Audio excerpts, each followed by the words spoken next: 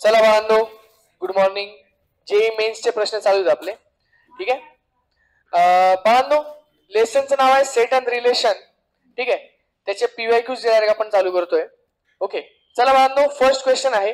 तर लेवल तुम्हाला कळेल असेल बाळांनो, लेवल डायरेक्ट जेईई मेन्सचीच आहे. ओके, चला बाळांनो, पहिला प्रश्न बघूयात आपण.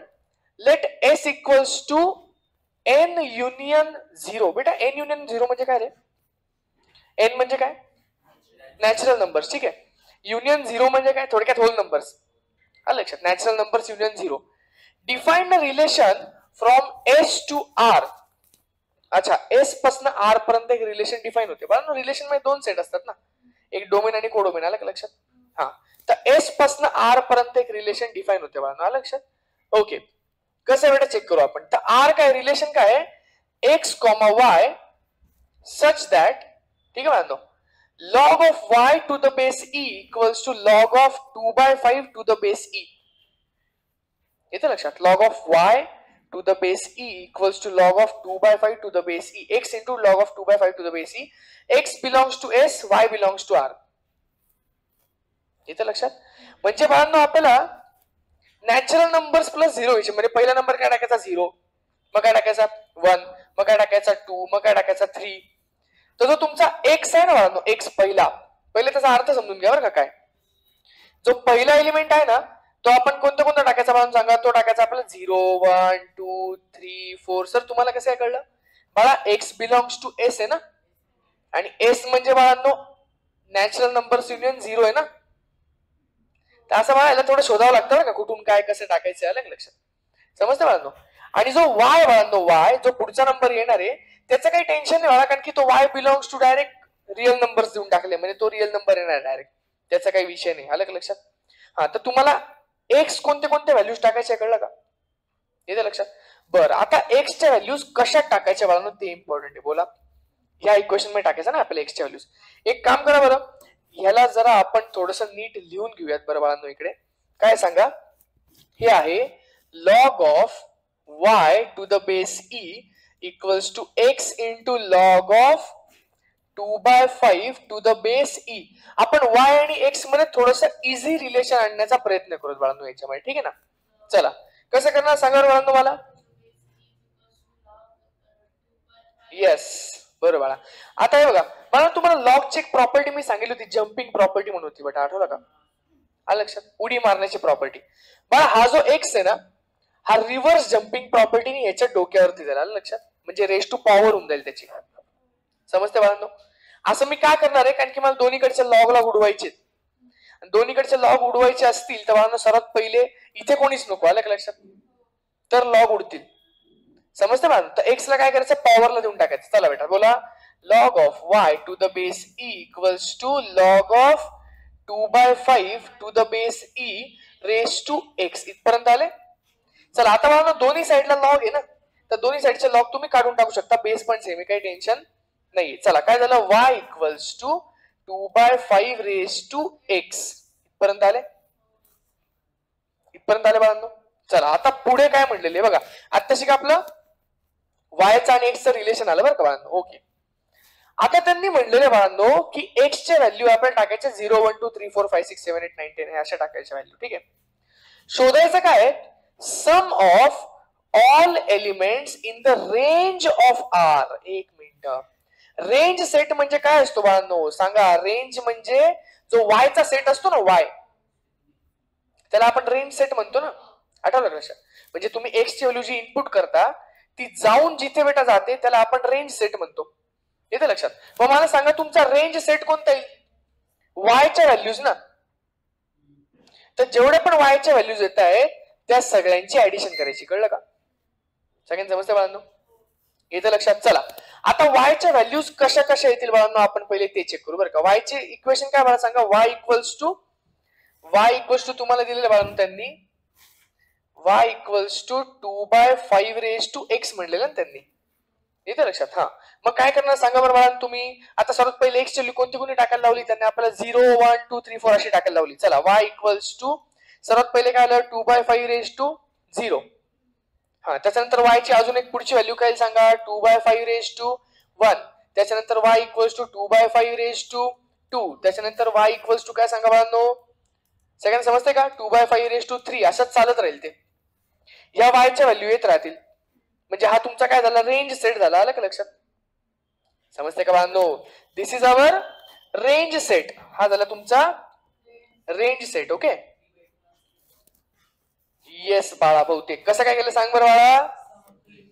येस बाळांनो, काय करायचं सांगा, सम अप टू इन्फिनिटीचा फॉर्म्युला वापरायचा आहे. म्हणजे काय, 2/5 प्लस 2/5 प्लस 2/5 असं करता करता करता बेटा up to infinitely many terms आहेत ना त्या, कारण की नॅचरल नंबर संपतील का कुठे, नाही संपणार. याची ऍडिशन बाळांनो जरा नीट चेक करा, हा जो आहे ही प्रत्येक टर्म एकमेकाला 2/5 ने मल्टिप्लाय केल्यानंतर येते. म्हणजे this is a geometric progression. Check करा ना, या पहिल्या टर्मला जर मी 2/5 ने मल्टिप्लाय केलं तर होईल 2/5 याला जर मी अजून एकदा 2/5 ने मल्टिप्लाय केलं तर होईल 2/5 चा स्क्वेअर. येतं लक्षात. म्हणजे याच्यात r ची व्हॅल्यू किती बाळांनो सांगा, 2/5 आहे ना. आपण प्रत्येक टर्मला 2/5 ने मल्टिप्लाय करतोय. बरं कोणाला a ची व्हॅल्यू सांगता येईल का, first term, but 2/5 and anything raise to 0 is always 1. तर a ची व्हॅल्यू काय झाली सांगा आपली 1. चला बाळांनो, तर काय सांगा आपला s infinity equals to a upon 1 minus r. हा फॉर्म्युला आठवतो का बाळांनो जॉमेट्रिक प्रोग्रेशनचा. चला a किती 1 अपॉन 1 मायनस r किती सांगा 2/5. सगळ्यांना समजतं ना. बरं तुम्हाला कंडिशन आठवते का सर, आता विषय चालू म्हणून, की या r ची व्हॅल्यू ना 1 पेक्षा लहान पाहिजे बरं का, माहिती का सगळ्यांना, येतं ना लक्षात. r ची व्हॅल्यू 1 पेक्षा लहान पाहिजे तरच सम ऑफ टू इन्फिनिटी एक्झिस्ट करेल. ठीक आहे, चला सांगा 5 1 जार 5, 5 मायनस 2 म्हणजे 3. येतं लक्षात, म्हणजे 1 अपॉन 3/5 बाळांनो. येतं लक्षात. तर उलटा गेलं तर काय सांगा 5/3. चला बेटा कुठे ऑप्शन बघा, 5/3 दिसला का, 5/3 ऑप्शन नंबर डी बाळांनो. येतं लक्षात, सगळ्यांना समजतंय का, इझी की नाही. चला बाळांनो नेक्स्ट पुढचं गणित बघूयात जरा आपण. Define a relation on interval 0 to π/2. अच्छा बरं, आजच आपण बोलत होतो, आठवलं की तुम्हाला रेग्युलर लेक्चर मध्ये. एक रिलेशन आहे इंटरवल 0 to π/2 मध्ये, x is related to r, x is related to r if and only if sec2x minus tan2y equals to 1. काय सांगा बाळांनो, sec2x minus tan2y equals to 1 हे जर झालं तर बाळांनो रिलेशन आहे. येतं लक्षात, सगळ्यांना कळतंय का. आपण आजच बघत होतो ना a रिलेटेड टू b वाले, आठवलं का. हा, देन r इज व्हॉट बाळांनो, त्यांनी काही ऑप्शन दिलेले आपल्याला बघा. त्यांनी दिलेले रिफ्लेक्सिव्ह आणि ट्रान्झिटिव्ह आहे पण सिमेट्रिक नाहीये, इक्विव्हॅलन्स आहे, रिफ्लेक्सिव्ह आहे पण सिमेट्रिक ट्रान्झिटिव्ह जे काय असेल बा. म्हणजे थोडक्यात आपल्याला काय करायचंय, रिफ्लेक्सिव्ह सिमेट्रिक आणि ट्रान्झिटिव्ह चेक करायचं हे रिलेशन आहे की नाही. ठीक आहे ना बाळांनो, चला करूया चेक. चला सांगा कसं करता येईल. सर्वात पहिले मला सांगा बरं, सर्वात पहिले रिफ्लेक्सिव्ह साठी काय असतं. येस बाळांनो, रिफ्लेक्सिव्ह काय असतं, if A related to be जर असेल काय बेटा सांगा. येस बाळांनो, पूर्ण लिहून देतो मी. sec2x minus tan2y, आता इथे xy आहे ना, ठीक आहे, x related to y is sec2x minus tan2y equals to 1. नाव चला x रिलेटेड टू x कसा असेल सांगा मला. तर sec2x minus tan2x equals to किती असेल बाळांनो. आता एक गोष्ट लक्षात घ्या, sec2x minus tan2x तर 1च असतो. कसं काय माहिती का तुम्हाला, प्रॉपर्टीज आहे ना ती आपल्या 10वीची ना ती प्रॉपर्टी. आलं का लक्षात. हा सर इथे नव्हतं होत ना, पण इथे तर त्यांनी स्वतःहूनच दिलेलं आहे ना, आपल्याला हे चेक करायचे ना. हे बघा इथे का बरं नव्हतं, कारण की इथे अँगल्स वेगवेगळे आहेत. आलं लक्षात. इथे अँगल जर सेम असेल तर आपली ती 10th स्टँडर्डचा बाळांनो आयडेंटिटी आहे ना ती, sec2x minus tan2x equals to 1. आठवलं का. ज्यांना नसेल आठवत तुम्ही असं लक्षात ठेवलं असेल त्याला, 1 plus tan2 theta equals to sec2 theta. मग ह्याला तिकडे नेलं तर सेम होईल ना ती प्रॉपर्टी. तर इक्वल्स टू किती येते बाळांनो, 1च येते. त्यामुळे रिफ्लेक्सिव्ह आहे 100%, रिफ्लेक्सिव्ह आहे. अच्छा चला बाळांनो, त्याच्यानंतर आपण चेक करूयात की सिमेट्रिक आहे का. ठीक आहे, आता सिमेट्रिक कसं चेक करायचं बाळांनो बघा बरं का. त्यांनी आपल्याला म्हटलेलं आहे की x रिलेटेड टू y कधी असेल सांगा बाळांनो, when sec2x minus tan2y equals to 1 असेल तर. आपल्याला काय चेक करायचं, y रिलेटेड टू x आहे की नाही हे आपल्याला चेक करायचं. याला आपण म्हणतो सिमेट्री. जर दोघं एक्सचेंज करून पण सेमच आन्सर आलं त्याला आपण म्हणतो सिमेट्रिक बाळांनो. जरा चेक करा. तर आपल्याला चेक करायचंय की sec2y minus tan2x ची व्हॅल्यू किती येते. जर ती 1 आली तर समजून घ्यायचं सिमेट्रिक आहे. कळते बाळांनो? कसं काय करणार सांगा. हे बघा, वरच्याची मदत तुम्ही घेऊ शकता बरं का बाळांनो, वरच्याची मदत घेऊ शकता. कसं करणार? थोडस डोकं लावा.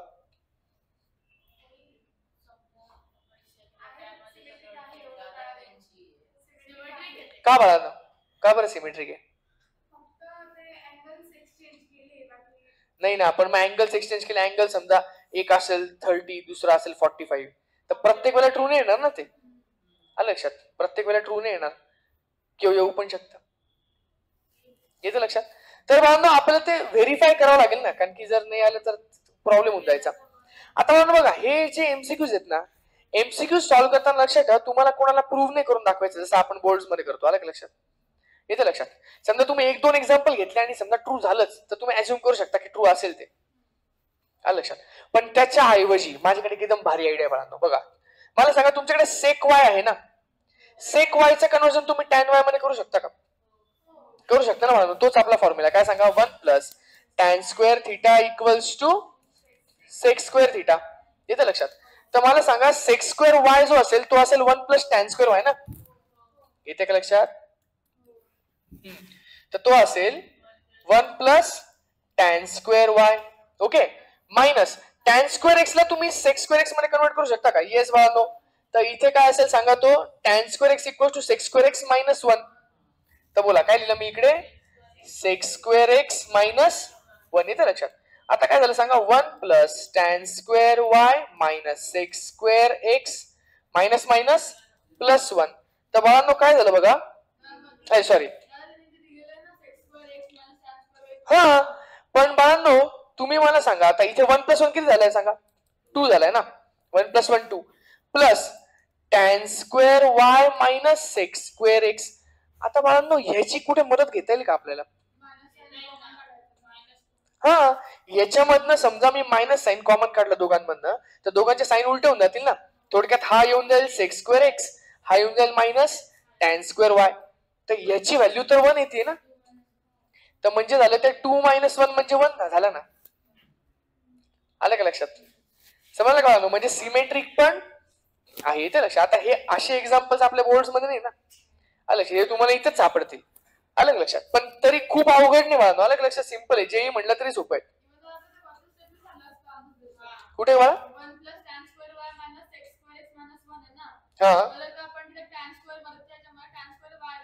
हा, इथे टाकला असता, असं सबस्टिट्यूट केलं असतं. हा, चालेल ना बाळा, चालेल.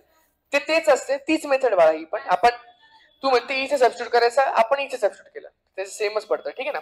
चला बाळा, आता मला सांगा ट्रान्झिटिव्ह असेल काही. आता जरा चेक करावं लागेल बरं का आपल्याला, ट्रान्झिटिव्ह आहे का नाही ते चेक करावं लागेल बेटा. चला कसं चेक करणार सांगा, ट्रान्झिटिव्ह काय असतं सांगा बरं बाळांनो. हा, if x is related to y चा याचा अर्थ काय झाला सांगा, sec square x minus tan square y equals to 1 असंच आहे ना. हा, चला त्याच्यानंतर वाय रिलेटेड टू झेड सांगा मला बाळांनो. तर तो येईल sec square y minus tan square z equals to 1 असेल. तर तुम्हाला चेक करायचं की एक्स रिलेटेड टू झेड ची व्हॅल्यू किती आहे. म्हणजेच थोडक्यात बाळांनो, sec square x minus tan square z आपल्याला शोधायचं आहे. कळलं का बाळांनो? आता मला सांगा, वरच्या दोन इक्वेशन्सला वापरून तुम्हाला हे कसं काय मिळेल, याची आणि याची ऍडिशन केली तर मिळून जाईल ना. ऍडिशन कर ना बाळा डायरेक्ट, तर मिळून जाईल आपल्याला. एक काम करा, इक्वेशन नंबर 1 आणि 2 ची ऍडिशन करून टाका. तर काय होईल सांगा, तर आपल्याला मिळेल sec square x minus tan square y plus sec square y minus tan square z equals to 1 plus 1 म्हणजे 2. येतं लक्षात? चला आता याच्यामध्ये मला बघा, हे तर आपल्याला हवंच आहे. याच्या ऐवजी काय लिहिता येईल बघा, sec square y minus tan square y तर 1 असतं ना. दोघांचे अँगल सेम आहेत ना. तीच आपली प्रॉपर्टी. आलं लक्षात? तर त्याची प्रॉपर्टीने किती होईल सांगा तो बेटा, 1. तर सेक स्क्वेअर एक्स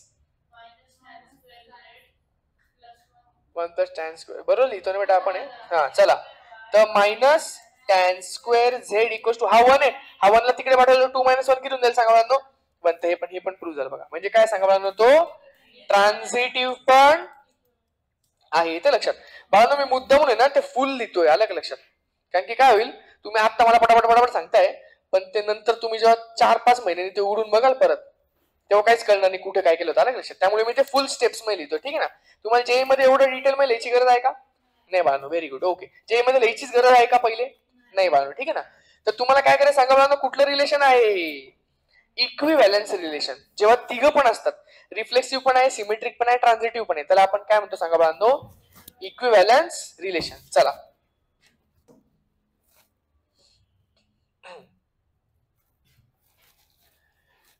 सगळे पीवायक्यू चालू आहेत बाळांनो. बघा 2025 मधला आहे जेई मेन्स, जानेवारी महिन्यातलं. ओके चला काय बाळांनो सांगा. Relation R is given by x comma y such that x y belongs to Z. Z म्हणजे काय? इंटिजर्स. ओके अँड एक्स, अरे x plus y is even. बाळांनो हे डायरेक्ट 11th स्टँडर्डचं गणित जसं जसं टाकलेले बाळांनो, विचार करा. आज सोडवलेले आपण, आलं लक्षात. हे आपण आज सोडवलेलं गणित आहे, येते लक्षात. आणि याच्या इतकं सोपं गणित माझ्या अख्ख्या आयुष्यात मी कधीच बघितलं नाही. हे जर जेईला आलं तर समजून घ्यायचं की जेई वाले एक एड झालेले, नाही तर तुमचं लक खूप चांगलं आहे, आलं लक्षात. चुकून टाकलं गेले, येते लक्षात. चला सांगा बघा तुम्हाला पटापट. एक्स प्लस वाय इव्हन आहे तर एक्स प्लस एक्स पण इव्हनच असेल की नाही? येते लक्षात. थांबा ना, आता ते चालूच येतं, आपण घेऊन टाकू. चला मला सांगा बाळांनो, हे झालं रिफ्लेक्सिव्ह, तर रिफ्लेक्सिव्ह झालं, स्वतःसोबतचं रिलेशन प्रूव्ह झालं. चला एक्स प्लस वाय जर इव्हन असेल तर वाय प्लस एक्स पण काय झालं बाळांनो सांगा? इव्हनच झालं की नाही? येस. तर काय बेटा सांगा? सिमेट्रिक पण आहे. आणि ट्रान्झिटिव्ह, जर एक्स प्लस वाय इव्हन असेल 2m आणि जर वाय प्लस झेड इव्हन असेल 2n, तर बाळांनो याची काही गरज नाही. आपण ते मगाशी कसं गेलो होतं सांगा. हा पण इव्हन आहे, हा पण इव्हन, यांची ऍडिशन पण इव्हनच असणार. यांची ऍडिशन इव्हन असणार म्हणजे x plus Z plus 2y हे पण इव्हन असणार. आता या इव्हन मध्ये हा इव्हन आहे कारण की या 2 ने मल्टिप्लाय म्हणजे तो पण इव्हन आहे, तर हा पण पूर्ण इव्हन असणार कारण की even plus even is even. म्हणजे ट्रान्झिटिव्ह पण काय झालं बाळांनो? प्रूव्ह झालंय बघा. X Y even, sorry x Y even, Y Z even, तर काय बाळांनो सांगा? एक्स झेड पण इव्हन, तर काय झालं सांगा बाळांनो? ते ट्रान्झिटिव्ह पण झालं, येते लक्षात. म्हणून या रिलेशनला काय म्हणता येईल सांगा बाळांनो आपल्याला? It is an equivalence relation, येते लक्षात. चला बाळांनो नेक्स्ट पुढे जाऊयात. तुम्हाला वाटलं होतं ना जेई वाले सोपे टाकायला लागले बाळांनो? घ्या घ्या बाळांनो, घ्या घ्या घ्या आवड गणित घ्या बाळांनो, आलं का लक्षात. तुम्हाला असं वाटायला लागलं असेल की सर जेई तर किती सोपं आहे ना, सांगा असे जर गणित आले जेई मध्ये सर पुढच्या वर्षी भेटू आपण, कधी मुंबईला चक्कर मारली तर या सर मी IIT मध्ये असणार आहे ना, असं वाटायला लागलं असेल बाळांनो. तर बाळांनो घ्या, हे पुढचं गणित आलं बाळा, तुम्हाला त्रास दिला काय बाळांनो सांगा. जेई मीन्स 2025 मधलं गणित आहे बघा. S is a set P1, P2, P3 up to P10. Okay, is a set of first 10 prime numbers. First 10 prime numbers आपल्याला माहिती आहे, त्याच्यामुळे त्याचा काही प्रॉब्लेम नाही. Let A equals to S union P. आता P कोण आहे? तर P च्या बद्दल नंतर त्यांनी सांगितलेले. P is the set of all possible products of distinct elements of S. काय? P is the set of all possible products of distinct elements of S. ठीक आहे, म्हणजे याच्या एलिमेंट्सचे प्रोडक्ट्स आहेत, डिस्टिंक्ट एलिमेंट्स बरं का. डिस्टिंक्ट म्हणजे काय? एक एलिमेंट एकदाच घ्यायचा नाही, एक एलिमेंट एकदाच घ्यायचा त्याला आपण म्हणतो डिस्टिंक्ट, येते लक्षात. म्हणजे समजा 2 असेल तर 2 into 2 into 2 असं नाही घ्यायचे, एकदाच 2 घ्यायचा, आलं लक्षात, अशा टाइप मध्ये. ठीक आहे. Then the number of all order pairs x y, x कुठून घ्यायचा? एस मधनं घ्यायचा. एस कोण आहे? हा वाला ओरिजिनल. आणि वाय कुठून घ्यायचा? तो ए मधनं घ्यायचा. ए कोण आहे? तर एस आणि पी चं युनियन असं दिलेलं आहे, येते लक्षात. आता जेव्हा थोडं थोडं सॉल्व्ह करतो तेव्हा थोडंसं तुम्हाला लक्षात राहणार. ठीक आहे. आणि सच दॅट एक्स डिवाइड वाय, हा याची कंडिशन काय? एक्स डिवाइड वाय म्हणजे एक्सच्या टेबल मध्ये वाय आला पाहिजे. ही पण आपण आज घेतलं ना, ए डिवाइड बी, आठवलं का? तर एक्सच्या टेबल मध्ये काय आला पाहिजे सांगा बाळांनो? वाय आला पाहिजे, येतं लक्षात. चला बेटा पुढे जाऊयात आपण. पहिले मला सांगा, आपण एक एक गोष्टी घेऊयात. मला सांगा एस सेट कसा दिसतोय? छान दिसतोय, ठीक आहे बाळांनो. अरे हे काय छान. मला सांगा सर्वात पहिले एस सेट कसा दिसतो बाळांनो? एस सेट असा दिसतोय मला प्राईम नंबर 2 पासून चालू होतो, माहिती का सगळ्यांना? चला 2, 3, 5, 7, 11, 13, 17, 19, 23, किती झाले? 1, 2, 3, 4, 5, 6, 7, 8, 9 आणि बाळांनो कधी सांगा? 29 का डायरेक्ट? बघा बरं का तुमच्या भरोशावर. ठीक आहे बेटा, चालेल. चला पुढे जाऊयात. हे झाले तुमचे फर्स्ट 10 प्राईम नंबर्स. येतं लक्षात? ओके बाळांनो, चला आता पुढे काय करा सांगा बरं. हा, आता तुम्हाला ए सेट बनवायचा ना, पण ए सेट बनवण्यासाठी तुम्हाला पी सेट लागेल. पी सेट काय आहे? P is the set of all possible products of distinct elements of S. अच्छा, P काय? P is a set of products म्हणजे multiplications of all distinct elements of S. अलग लक्षात? प्रोडक्टचा set आहे की सगळ्या प्रोडक्ट सगळ्यांची प्रोडक्ट करून टाकायची. इथं लक्षात. आता ती प्रोडक्ट कशी होईल बेटा बघा बरं. एक येईल तुमचा समजा 2 into 3, मग पुढचा येईल 2 into 5, मग येईल 2 into 7, मग येईल 2 into 11. सेकंड कळतं बाळांनो? 2 into 11 असे बाळा हे येतील 2 चे. येतं लक्षात? त्याच्यानंतर 3 चे येतील बाळांनो 3 into 5. येतं लक्षात? 3 into 7, 3 into 11 हे डिस्टिंक्ट एलिमेंटचे प्रोडक्ट्स आहेत. बाळा याच्यामध्ये 3 वाले पण येतील ना, म्हणजे 3 वाले पण येतील ना. 2 into 3 into 5 आलं लक्षात? 2 into 3 into 11 असे नंबर्स येतील. 4 वाले येतील, 5 वाले येतील, 6 वाले येतील, 7 वाले येतील, 8 वाले येतील, 9 वाले येतील, 10 वाला पण एक शेवटचा येईल बाळांनो. आठवलं का? आता मी एक काम करतो, ह्याला असे ब्रॅकेट देऊन ठेवतो बरं का बाळांनो. बघा बरं का. हा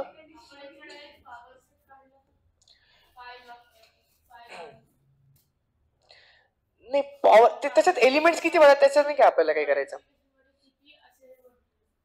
नाही ते नाही काढायचं बाळा आपल्याला. अलग लक्षात. मी तुम्हाला सांगतो ना बाळा कसं करायचं. बघ हे असे एलिमेंट्स आहेत ना सगळे आपले. अलग लक्षात. 2 into 3 into 11. लास्ट कसं दिसेल मला सांगा बरं. लास्ट तर सगळ्यांचं मल्टिप्लिकेशन असेल ना. 2 into 3 into 5 into 7 असं करता करता into 29 हा पण असेल त्याच्यामध्ये. तर बाळांनो बघा हा पी सेट केवढा मोठा आहे. येतं लक्षात? सगळ्यांना समजतंय? मला ब्रॅकेट फक्त ह्याच्यासाठी दिली बरं का, एका ऑर्डर पेअर बीर नाही, फक्त ब्रॅकेट मध्ये ते सेपरेट दिसण्यासाठी. तर हा किती ऍक्च्युली हा एलिमेंट ऍक्च्युली आहे बाळांनो 6. सगळ्यांना कळतंय का? हा ऍक्च्युली आहे बाळांनो एलिमेंट 10. हा आहे 14, पण त्याला मी लिहिताना मुद्दामून कसं लिहिले बाळांनो सांगा. 2 into 3 लिहिलेले. येते लक्षात? सगळ्यांना कळतंय? चला आता मला तुम्ही मोठा सेट ए सांगा बाळांनो. ए सेट. तर ए सेट काय आहे? त्याच्यामध्ये एस पण आहे आणि पी पण आहे बरं ना, युनियन आहे दोघांचं. तर म्हणजे याच्यामध्ये हे तर सगळं आहेतच प्राईम नंबर्स 2, 3, 5, 7 हे तर आहेतच 29 पर्यंतचे. प्लस याच्यामध्ये हा पण एलिमेंट आहे 2 into 3 म्हणजे 6 पण आहे त्याच्यामध्ये. अलग लक्षात? त्याच्यानंतर 2 into 5 पण आहे. थोडक्यात हे सगळे एलिमेंट्स याच्यामध्ये पण आहेत. अलग लक्षात? सगळ्यांना समजते? हा झाला तुमचा ए सेट. ओके, आता काय करायचं जरा लक्ष द्या बरं का बाळांनो. Then the number of all order pairs x comma y. आता आपल्याला ऑर्डर पेअर घ्यायचे आहेत एक्स कॉमा वाय, ज्याच्यामध्ये कसा पाहिजे एक्स पाहिजे एस मधला. अच्छा, म्हणजे ह्याच्यामधला एक्स पाहिजे. आलं का लक्षात? पहिली टर्म कशामधली पाहिजे? याच्यामधली पहिली टर्म पाहिजे. First term should be from X. सांगा बाळांनो सेकंड टर्म कुठून पाहिजे आपली? Y term should be from A. ह्याच्यामधली सेकंड टर्म पाहिजे. बाळा आपण नाही का लिहितो रिलेशन मध्ये नाही का, पहिला असतो समजा 2, दुसरा असतो 1/2. आठवलं का? हा, मग ते काय असतं, पहिली टर्म पहिल्या सेट मध्ये, दुसरी टर्म दुसऱ्या सेट मधनं असं असतं ना ते. हा, तर मला सांगा पहिली टर्म कशामधनं आहे? एस मधनं. दुसरी टर्म कशामधनं? ए मधनं. पण त्यांच्यामध्ये काहीतरी रिलेशन आहे बेटा. ते रिलेशन असं आहे की एक्स डिवाइड वाय, म्हणजे ह्याच्या टेबलमध्ये हा नंबर आला पाहिजे जो तुम्ही घेणार होतो. कळलं का बाळांनो? ह्याच्या टेबलमध्ये हा नंबर आला पाहिजे जो तुम्ही सेकंड एलिमेंट घेणार होतो. येतं लक्षात? चला बाळांनो आता थोडंसं आपण बघूयात बरं का. चला मला सांगा, आपण समजा पहिले एक काम केलं बाळांनो. पहिले आपण ऑर्डर पेअर चालू केली. इकडचा मी 2 घेतला एस. एस ची व्हॅल्यू काय घेतली बाळांनो सांगा? 2 घेतली. येतं लक्षात? तर इकडचा हा 2 येईल बाळांनो, काही टेन्शन यायचं, कारण की 2 डिवाइड्स 2 ना. येतं लक्षात? त्याच्यानंतर बाळांनो हा येईल बघा 2 येईल पहिला एलिमेंट. पहिला एलिमेंट ह्याच्यातनं घेतला का बघा? समजतं बाळांनो? याला थोडा वेगळ्या कलरने दाखवू का? काही गरज नाही ना. ठीक आहे, पहिला एलिमेंट ह्याच्यातनं घेतला.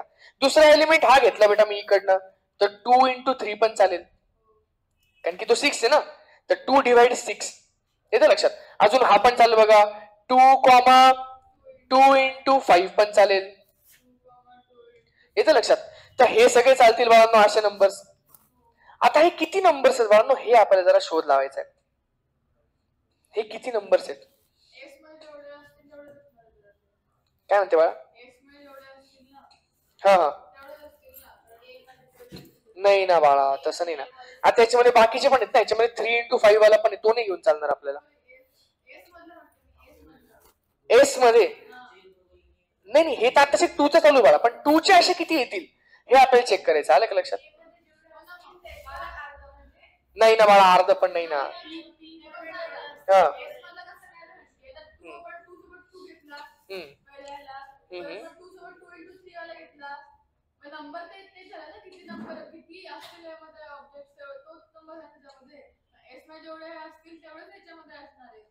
नाही ना बाळा, तसं नाही तसं नाही तसं नाही. तू बघ आता इकडे लक्ष दे बरं का. हे बघा 2 घेतला, 2 into हा घेतला, 2 पहिला घेतला, त्याच्या पुढे हावाला घेतला, मग हावाला घेतला. बाळा हे वाले पण येतील ना, 3 वाले, हे वाले पण येतील ना.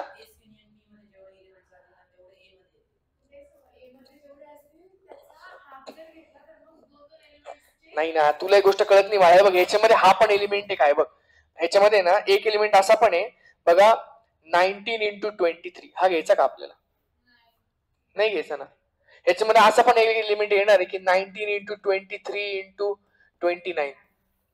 तर असे खूप आहेत ना याच्यामध्ये. आलं का लक्षात? समजतं का? 3 चे सेट आहे, 2 चे सेट आहे. आलं का लक्षात? 4 चे सेट आहेत. प्रत्येकामध्ये 2 आहेच असं नाही ना. आलं का लक्षात? समजतं का मी काय बोलतोय ते? हा, आता पुढे जाऊयात बरं का बाळांनो आपण. तर मग याचं कसं डोकं लावायचं बाळांनो, आता जरा चेक करू आपण बरं का. हे बघा, हे जे नंबर्स आहेत बाळांनो, हे नेक्स्ट वाले नंबर्स बरं का. हे जे नेक्स्ट वाले नंबर्स आहेत, येतं लक्षात? हे तुम्ही कसे सिलेक्ट करणार मला सांगा बरं. हे कसे सिलेक्ट करणार बाळांनो तुम्ही? हा तर 1 आहे डायरेक्ट, हा तर 1 टाइम झाला समजा. हा बाळांनो हे ह्याच्यातला 2 नका सिलेक्ट करू नका, कारण की 2 तुम्ही तिथेच ठेवा आता. येतं लक्षात? कारण की 2 तर तिथे आलाच पाहिजे. का बरं आलाच पाहिजे सांगा? कारण की 2 जर असेल तो, तर 2 ने 2 ला डिव्हिजन होईल ना. म्हणजे तो जो नंबर असेल तो इव्हन नंबर पाहिजे ना थोडक्यात, असं समजा तुम्ही. आलं लक्षात? तर तो तर आलाच पाहिजे. मग हे जे उरलेले नंबर्स आहेत बाळांनो, हे उरलेले म्हणजे 3, 5 हे जे नंबर्स आहेत, हे तुम्ही कसे सिलेक्ट करताय? हे तुम्ही बाळांनो ह्या 9 नंबर्स पैकी एक एक एक एक एक सिलेक्ट करताय ना. हा मग किती बाळा? 9C1. कळलं का? 9 पैकी एक नंबर सिलेक्ट करायचा. कळलं का बाळांनो? सगळ्यांना समजतंय का? अच्छा, पुढे प्लस. आता बाळांनो एक काम करूयात आपण, आता 3 चे घेऊयात आपण, 3 चे, कारण की ते पण येतील ना पुढे जाऊन. म्हणजे असा पण एक नंबर येईलच ना बाबा, 2, सांगा 2 into 3 into 5 हा नंबर पण येणार आहे पुढे जाऊन. येतं लक्षात? कारण की तो त्याचा मल्टिपल असेल. मग हे नंबर तू कसे सिलेक्ट करशील? पण ह्याच्यामध्ये 2 ला सिलेक्ट नको करू ना, 2 ला तिथेच ठेव बाळा. आलं का लक्षात? 2 तर येणारच आहे. मग हे जे 2 नंबर्स आहेत बाळा, हे 2 नंबर्स तू कसे सिलेक्ट करणार आहे? 9C2. डायरेक्ट 9 मधले 2 सिलेक्ट कर ना. आलं का लक्षात बाळांनो? आणि याच्यात एक चांगली गोष्ट अशी की रिपिटेशन तर अलाउड आहेच नाही, रिपिटेशन तर येणारच नाही. सेकंड समजते की नाही बाळांनो? हा, तर काय बरं सांगा मग, प्लस 9C2 प्लस 9C3 असंच पुढे जाऊन बेटा 3 चे सिलेक्ट करशील, 4 चे सिलेक्ट करशील. येते का लक्षात? आणि लास्ट जो असेल बाळांनो तो कसा दिसेल? 2, सांगा बाळांनो, तो असा दिसेल 2 into 3 into जे काय असेल अप टू डायरेक्ट बेटा 29 पर्यंत. तर ह्याच्यात तू लास्टला बाळांनो हे शेवटचे 9 सिलेक्ट करशील डायरेक्ट. तर प्लस 9C9. सगळ्यांना कळतंय बाळांनो थोडं थोडं? तुम्हाला असं नाही बाळांनो की हा बनतोय 1 म्हणजे असतो 9C0 ना बाळा. हा जो 1 आहे याचाच अर्थ काय बेटा सांगा? 9C0 आहे. तर 9C0 plus 9C1 plus 9C2 up to 9C9 म्हणजे बाळांनो हा आहे तुमचा 2⁹. सगळ्यांना कळतंय बाळांनो याचा आन्सर? आता ऐका, हे झाले 2 चे. आता बाळांनो असे येतील 3 चे. सगळ्यांना समजतंय का? 3 into हे बघा 3,3 3 into जे काय असतील 2 असेल समजा पहिले, 3 into 2 पण येईलच ना बाळा. आलं लक्षात? त्याच्यानंतर काय सांगा? 3,3 into आता 3 ने येणार का बरं? डिस्टिंक्ट एलिमेंट्स पाहिजे ना, परत रिपिटेशन तर नको आपल्याला. 5 म्हणजे सेम टू सेम प्रोसिजर आहे बाळांनो. आलं का लक्षात? सेम टू सेम प्रोसेस आहे 3 साठी. कळलं का? तर बाळांनो आता 3 साठी येईल, 2 साठी आली बाळा. असे टोटल त्याच्यामध्ये 10 नंबर्स आहेत ना. हा, तर येस बाळांनो इंटू 10 येईल बाळांनो. तर असे 2⁹ असे इंटू 10 करावं लागेल तुला. येतं लक्षात? तर बाळांनो बोला बरं काय झालं मग हिशोब? 2⁹ येतोय, 5 1 2 ना. केलं का तुम्ही चेक? हा, इंटू 10 करावं लागेल म्हणजे तो झाला 5120 बाळांनो. आहे का लक्षात? कळेल का? सांगा न्यूमरिकल व्हॅल्यू बरं का बाळांनो, 5120 याच्यामध्ये काय करायची, एंटर करायची. सगळ्यांना समजतं बाळांनो? समजलं का? हे थोडस ट्रिकी होतं ना, पण लक्षात आलं का? व्हेरी गुड बाळांनो. हा, आणि याच्यामध्ये महत्वाची गोष्ट अशी बाळांनो की तुम्ही रिव्हिजन करत राहा बरं का, रिव्हिजन करत राहा. आता मागच्या वर्षीचे जे 12th स्टँडर्डचे मुलं आहेत ना, त्यांचे हे लेसन घेतलेले आम्ही, पण तू त्यांना आत्ता जर हे गणित दिलं तर नाही येणार बाळा, नाहीच येणार डायरेक्ट. आत्ता 12th स्टँडर्डचे मुलं त्यांचे सेम टू सेम हेच गणित त्यांचे पण घेतले गेलेले आहेत. एकच मिनिट बघता, सेम टू सेम हे गणित त्यांचे घेतले गेले, आलं का लक्षात? पण त्यांना जर मी आत्ता सांगितलं की बाळा आता सॉल्व्ह करा, तर त्यांना कदाचित ते आता सॉल्व्ह करता येणार नाही, येते लक्षात? त्यामुळे बाळांनो रिव्हिजन ही खूप महत्वाची आहे, येते लक्षात? ओके, चला नेक्स्ट घेऊयात. Okay,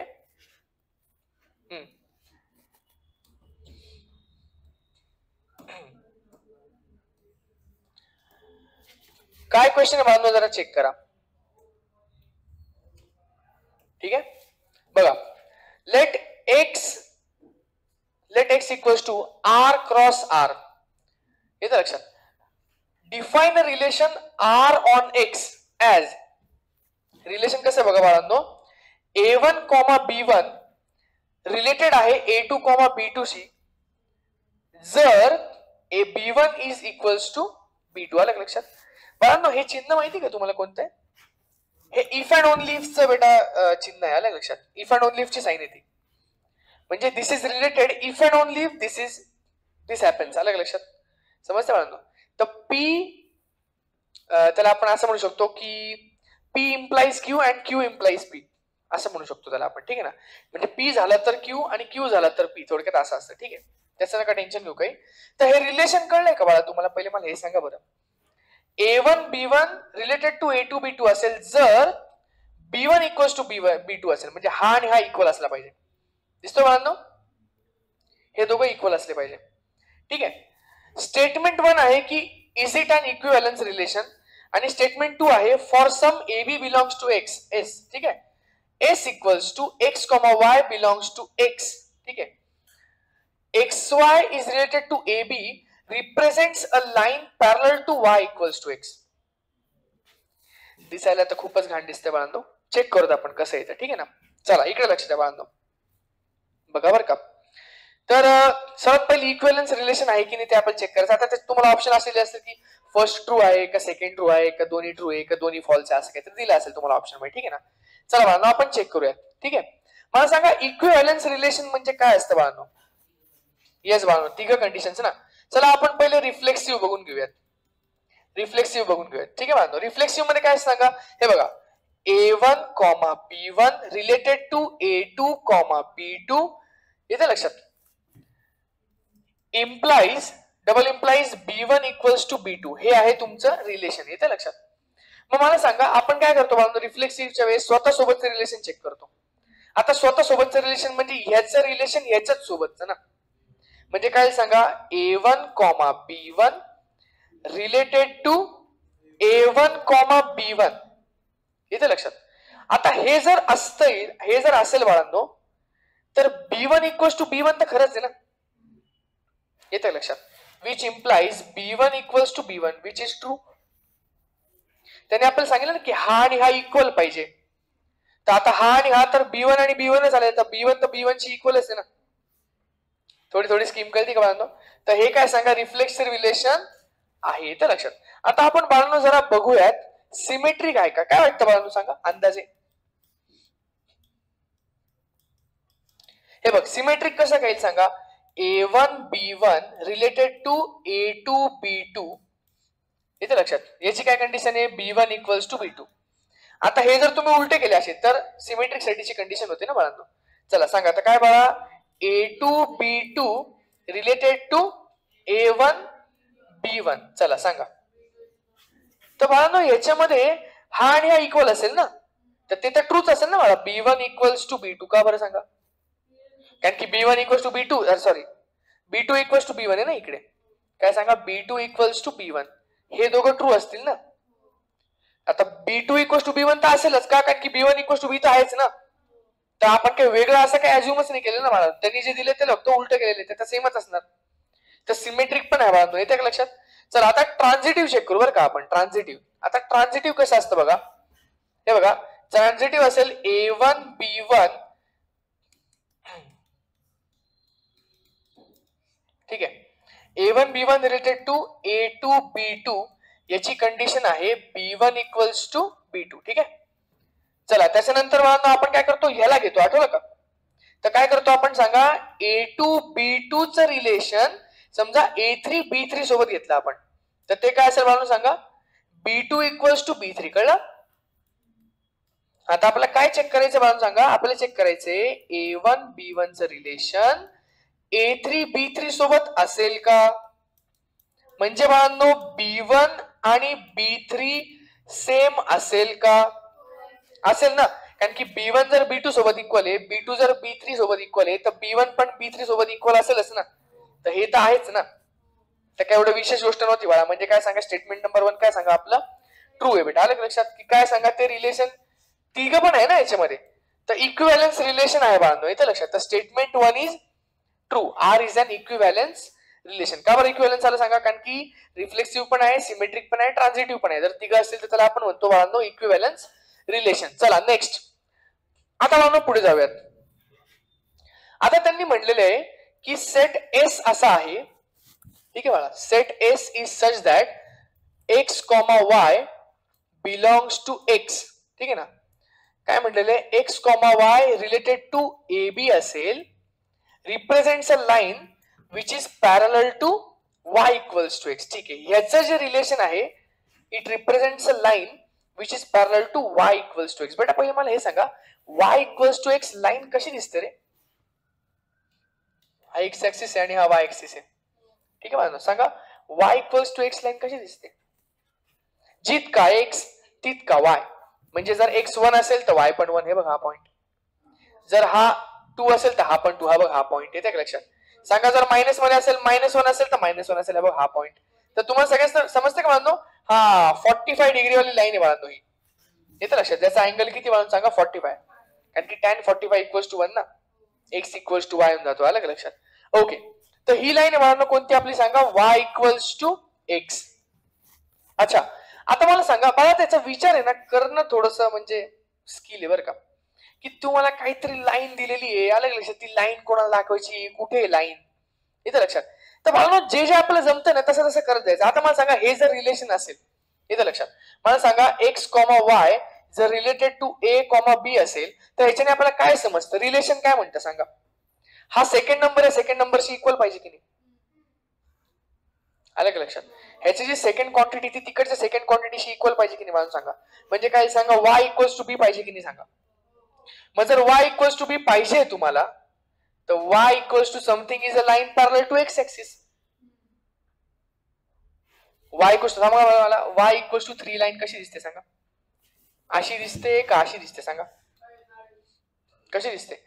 Y equals to 3 is a line parallel to x axis ना, म्हणजे ही अशी लाईन आहे बाळांनो, वाय इक्वल्स टू बी. येतं लक्षात?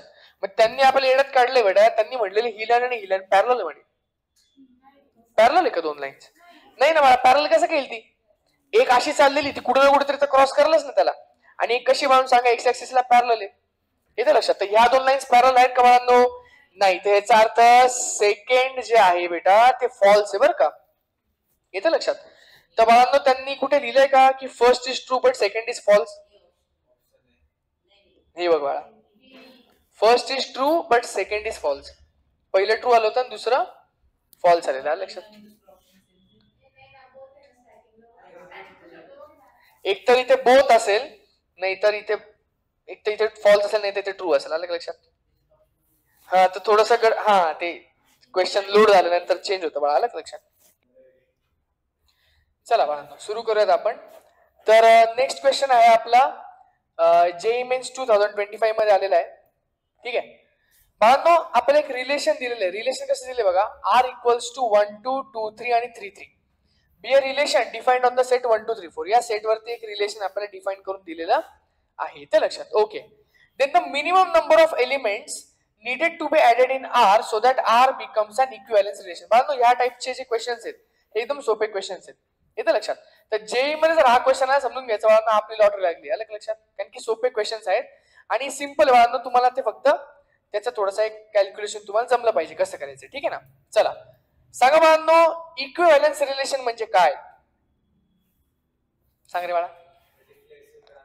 येस बाळांनो, रिफ्लेक्सिव्ह, ट्रान्झिटिव्ह आणि सिमेट्रिक तिन्ही पण पाहिजे त्याच्यामध्ये. येतं लक्षात.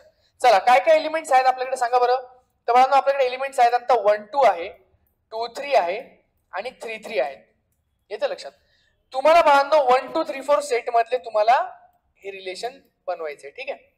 चला आता ह्याच्यामध्ये ह्या सेटमध्ये मला सांगा बाळांनो, जर तुम्हाला रिफ्लेक्सिव्ह बनवायचं असेल तर 1 चं रिलेशन 1 सोबत पाहिजे, 2 चं रिलेशन 2 सोबत पाहिजे, 3 चं रिलेशन 3 सोबत पाहिजे आणि 4 चं रिलेशन सुद्धा 4 सोबत पाहिजे. जरी दिलेला नाही इथे 4 तरी पण बरं का बाळांनो, लक्षात ठेवा. तर बोला बेटा काय मग सांगा. आपल्याकडे 1 1 होता का? तर 1 1 घ्यावं लागेल आपल्याला. 2 2 होता का? तर 2 2 घ्यावं लागेल आपल्याला. 3 3 आहे ना आपल्याकडे ऑलरेडी, तर आपल्याला काय लागेल बाळांनो सांगा. आता 4 4 लागेल. इथे लक्षात.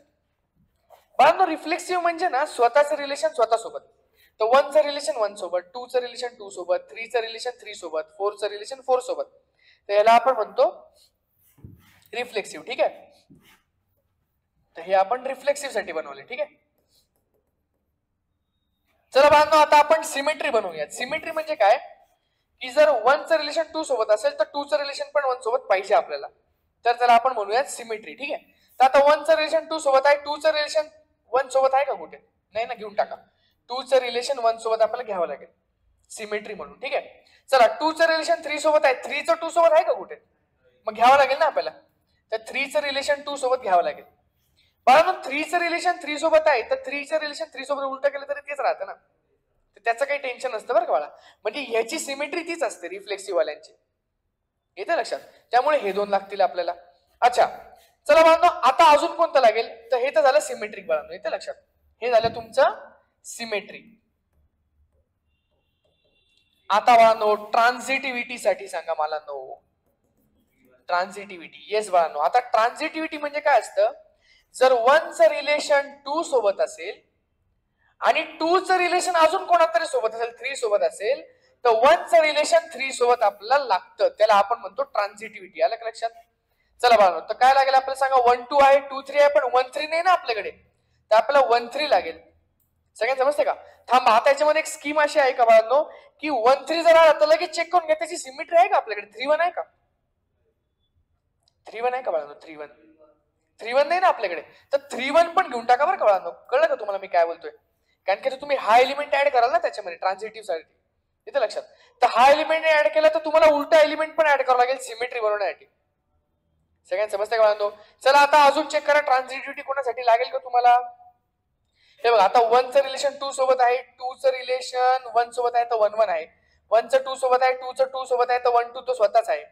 2 चं रिलेशन 3 सोबत आहे, 3 चं 3 सोबत त्याचा काही विषय नसतो.